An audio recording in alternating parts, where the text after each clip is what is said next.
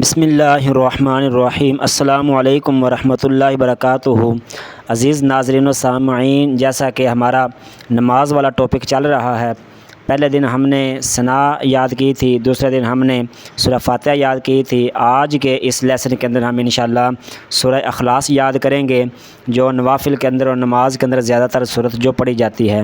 تو یہ بہت آسان صورت ہے۔ اس کے اندر بعض لوگ بڑی غلطیاں کرتے ہیں، تو غلطیاں کرنے سے ایک تو گناہ ملتا ہے، دوسرا نماز بھی نہیں ہوتی۔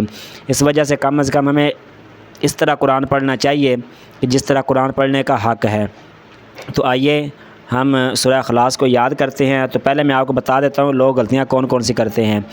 تو پہلی جو غلطی کرتے ہیں وہ کرتے ہیں کہ قل هو اللہ احد، یا بعض کرتے ہیں احد، تو یہ ایک بہت بڑی غلطی ہے۔ اسی طرح بعض پڑھتے ہیں کہ لم یلد ولم یولد، حالانکہ یہ لم یلد نہیں ہے، یہ لم یلد ہے۔ اسی طرح آگے جو ہے وہ غلطی تیسری جو غلطی بہت بڑی غلطی کرتے ہیں، وہ پڑھتے ہیں کہ ولم یکن اللہ کفوا، تو یہ کل اللہ نہیں ہے، لام کے اوپر صرف زبر ہے اور کاف کی جو پیش ہے یہ ڈائریکٹ لام کے ساتھ مل رہی ہے، تو اس کو پڑھیں گے یکن اللہ۔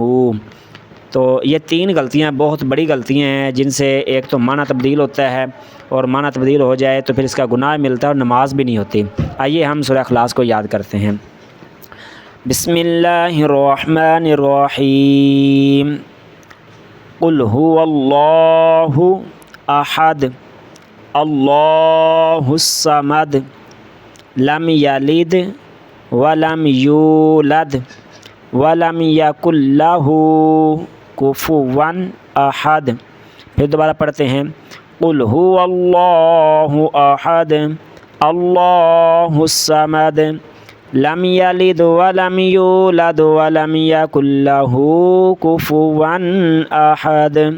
ترجمہ سن لیجئے، فرما دیجئے وہ اللہ ایک ہے، اللہ بے نیاز ہے، نہ اس نے کسی کو جنا اور نہ وہ کسی سے جنا گیا، اور کوئی بھی اس کا ہمسر نہیں۔ یہ تھی ہماری آج کی سورہ اخلاص کی ویڈیو۔